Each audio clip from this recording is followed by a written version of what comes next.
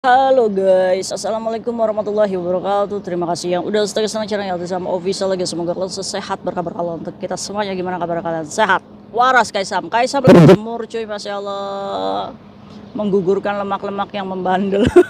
Habis ini minum kopi, makan gorengan, ya sama aja Kaisam bohong ya, nggak apa-apa. Hari ini gimana kabar kalian yang di rumah sakit? Apakah sudah membaik? Semoga Allah segerakan penyembuhannya ya teman Kaisam yang masih berjuang di rumah majikan. Semangat cuy, ya kan? Penjajahan Belanda sudah selesai, masa kita tidak merdeka-merdeka. Hari ini kita bahas tentang pekerja migran ini jaga nenek satu ya, tapi neneknya sering kesurupan. Lah kok bisa kesurupan? Iya kayak Tisam, nenek saya itu kadang dimasukin kuntilanak perempuan, terus kayak ada anak kecil yang masuk, terus kalau lagi sadar itu biasa-biasa aja gitu. Lo kok bisa kayak gitu? Ada nggak sih nenek kalian yang kesurupan? Iya, ibaratnya sih bukan kesurupan ya cuy ya, mungkin karena pengaruh obat, udah lanjut usia, jadi moodnya itu mood-moodan ya. Gimana Kaisam menghadapi nenek seperti itu? Orang dia pengen makan Kaisam, saya masakin nggak boleh pakai kompor, terus minta dibelikan sesuatu pas saya mau turun nggak boleh turun. Ini maunya gimana? Oke, ayo kita bahas. Jadi si pekerja migran ini menjaga nenek umurnya sekarang 95 tahun cuy ya, wis detik-detik mau. Ya kalian ibaratnya ya berbaik hati aja sama nenek ini ya cuy ya. 95 tahun kayak Tisam dulu ini nenek saya backgroundnya orang kaya mungkin karena ceritanya itu pada zamannya itu orang Hongkong belum punya mobil dan dia udah punya gitu. Anaknya baik juga, terus dia juga sering pecatin cece. Waduh, dari dulu ini suka mencatin cece Kaisam. Cuma ada mantan cecenya yang masih sering datang Kaisam. Saat mantan cecenya ini datang kepergok sama saya. Saat dia pulang, terus nenek saya ngomong, tadi itu cece itu ngomongin katanya nggak semua cece itu baik katanya. Sakit hati saya Kaisam. Gimana Kaisam, saya baru bekerja 3 bulan. Terus gimana, apakah saya harus notice atau enggak? Sedikit-sedikit notice, sedikit-sedikit pulang, sedikit-sedikit keluar dari kerjaan. Gimana sih kamu itu emak tua kaplak, nanti kalau nyampe Indonesia nggak apa-apa kayak di saham, kerjaan apa aja nggak apa-apa, bantu saya pergi ke Hongkong lagi. Ini kan modus aja mama ini. Siapa coba yang kayak gini ngaku? Oke, jadi ceritanya si pekerja migran ini menerima pekerjaan ini menjaga nenek 95 tahun dengan kondisi neneknya ini kalau marah suka membuli. Membulinya gimana? Membulinya Kasam, kalau misalkan nyerocos nih ya, kalau misalkan dia nggak minum obat tidurnya malam itu, dia tuh nggak bisa tidur. Dari jam 9 malam sampai jam 5 subuh dia nggak tidur-tidur sampai handphone saya panas. Lah apa hubungannya sama handphone kamu? Ya saya dengerin murotal Kasam, orang dia kesurupan. Ada-ada aja ini mama tua kaplak ini ya. Jadi si neneknya ini punya watak suka marahin cecenya, ngebully cuy. Jadi kalau misalkan si cecenya, dasar kamu itu gendut, hitam, lapsap katanya. Kamu di sini numpang tidur, dikasih kamar, digaji lagi kayak gitu. Sakit hati Kaisam. Terus kalau misalkan makan, dia ini suruh saya masak Kaisam. Saya udah jetek kompor, katanya udah saya nggak mau makan itu katanya. Udah kamu beli McDonald aja katanya. Aduh Kaisam, jadi saya kompornya saya matikan lagi. Terus udah kayak gitu saya mau pergi nih, udah bawa payung pada waktu itu hujan. Udah buka pintu kreot. Katanya, kamu mau kemana katanya? Pergi aja katanya. Lah bukannya dia yang nyuruh ke McD. Akhirnya pas balik lagi, udah kamu jangan pergi katanya. Tapi saya gimana caranya, saya pengen makan roti. Ini kan ya, kadang menjengkelkan ya, mengasuh orang tua yang gak tahu pengennya apa sih. Sebenarnya neneknya ini bisa ditinggal ya cuy ya, karena dia 95 itu masih bisa jalan. Terus kalau misalkan mandi Kaisam, saya itu nggak boleh tutup pintu. Katanya orang cuma di sini 2 orang aja kok kamu tutup pintu mandi. Kamu mau ngapain katanya di dalam? Apa yang harus saya lakukan Kaisam? Segala bentuk apa yang saya lakukan salah. Ini nenek saya kesurupan bener-bener. Nanti kalau misalkan kesurupan anak kecil, dia tuh sangat manja sekali. Kalau misalkan kesurupan orang tua, dia ini selalu cerita sejarah hidupnya dari masa lalu. Ini ya, perlunya kita ini kerja sama majikan itu no baper. Pernah ada kasus ini dalam pekerjaan kalian, wajar. Nenek yang udah umur 95 tahun, ini kan moodnya kan gak bagus ya cuy ya. Kadang dia juga merasa lelah dengan dirinya sendiri, merasa capek dengan dirinya sendiri. Dia juga gak tahu comat ya gitu, ngapain saya ini. Ya kan, jadi yang ada dia ini bahagia membuli cecenya. Mungkin kemarin-kemarin cecenya bisa ngebully, bahagia dia. Jadi dia merasa berkuasa, apalagi dengan backgroundnya dia punya uang dulunya. Jadi dia ini berkuasa ya. Mungkin juga dia backgroundnya dulu pemabuk atau suka main tamacong ya, sehingga dia ini tidak bisa melakukan itu lagi. Jadi timbulnya amarah sendiri. Jadi wataknya itu keluar semuanya.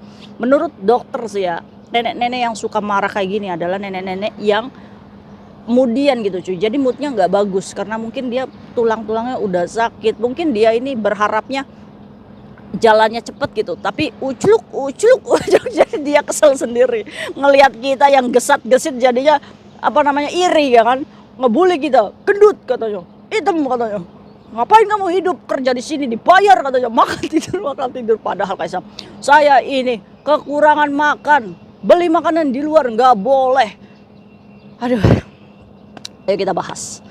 Oke, dari kasus Mbak aja sebenarnya gampang aja sih ya cuy ya. Untuk bisa mengendalikan nenek yang suka marah-marah kayak gini, yuk kita harus bisa lebih tegas. Tegas itu bukan ngelawan.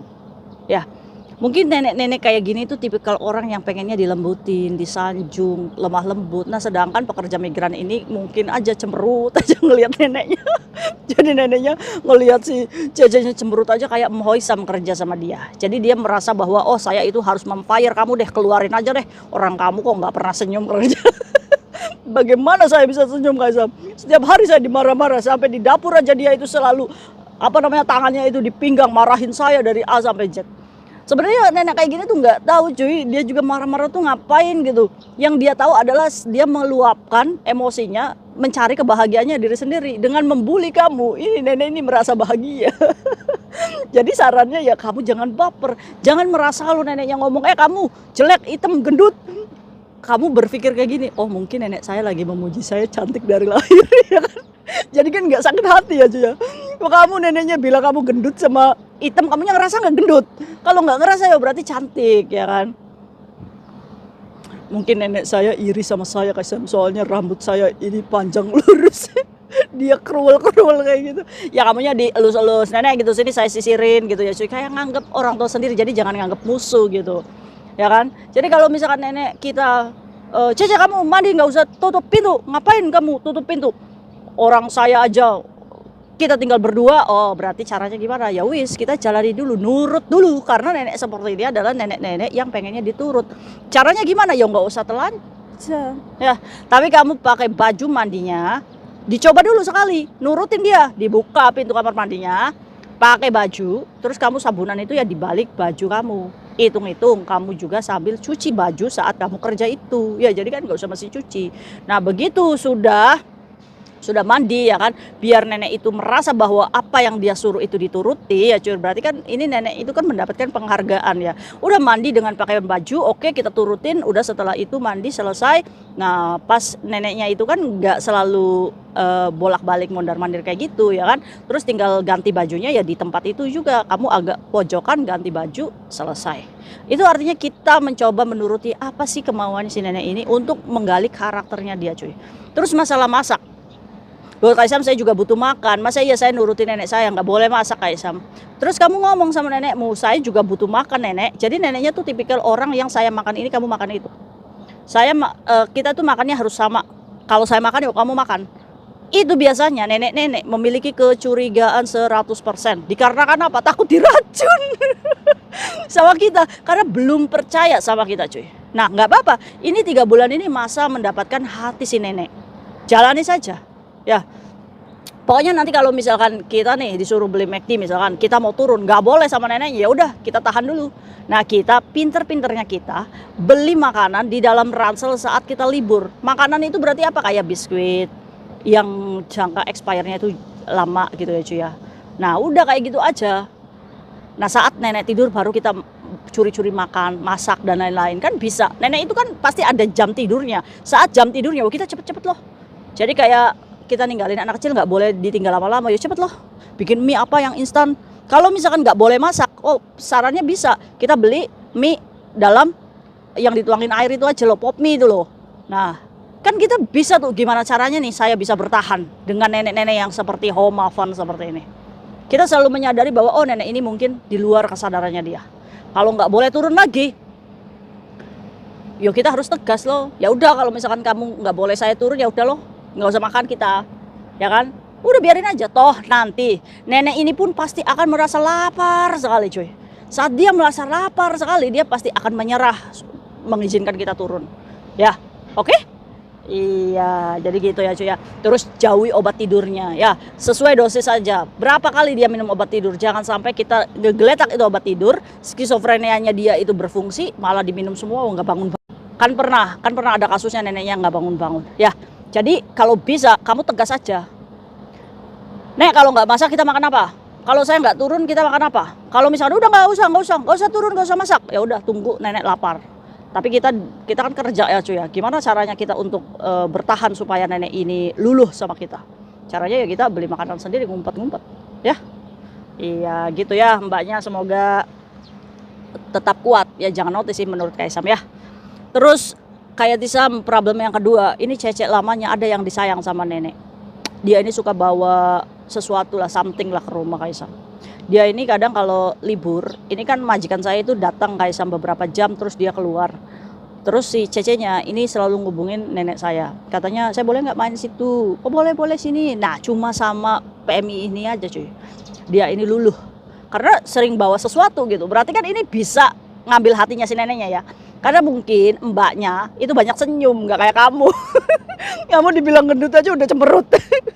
Ya kan, bisa ngambil hatinya. Enggak Kak Isam, soalnya si nenek ini kalau udah sayang, brol-brolan, dia ini selalu datang, terus pulangnya ini selalu disangguin nenek. Saya ngeliat sendiri Kak Isam, 500, kadang 600 ini nenek kasih. Ya kan, udah nggak usah iri. Ya, butuh proses. Caranya apa? Tegur mbaknya, Mbak, maaf ya, saya kerja di sini. Kalau bisa kamu jangan datang. Nanti gimana Kak Isam kalau dia ngadu sama nenek, bodo amat. Ya kan kamu juga tadi pengen notice. Iya, tunggu aja dipecat loh. Kalau dipecat kan kamu dapat 1 bulan gaji. Ya kan, bukan kamu yang nggak mau bekerja, tapi neneknya yang udah nggak mau. Tegur mbak ya. Maaf mbak, saya kerja di sini. Saya merasa keberatan kalau kamu sering datang. Kenapa Ceh? Kenapa? Kan saya mau niat nenek. Enggak, kamu sudah nggak ada ikatan kontrak di sini. Ngomong aja to the point sama teman-teman kita yang nggak tahu diri ya, yang suka masih datengin ke rumah majikannya terus masih dia udah punya cece. Nggak boleh ya kayak gitu ya. Jangan serakah hanya karena mendapatkan jajan 100-200 dolar. Ingat teman kita lo lagi berjuang beradaptasi. Bagaimana dia sulitnya menghadapi nenek setiap harinya dengan karakter seperti itu. Masih ada bayang-bayang kamu. Kamu masih masuk situ. Kalau kamu udah nggak mau kerja dengan dia, jangan datang loh. Jangan jadi penjilat es krim aja. Ya kan? Ngomong mbak sama si itu PMI yang masih suka bawa-bawa sesuatu ke neneknya kalau libur itu. Soalnya nenek saya sering fabehe kalau habis kamu pulang. Nenek saya tuh selalu ngomong kalau misalkan semua cece itu nggak baik. Nggak boleh lah mbak kayak gitu. Ya tegas, kamu pasti bisa. Kamu ngomong, tegur. Biar dia tahu diri dan sadar diri. Orang-orang seperti itu harus ditegur. Oke?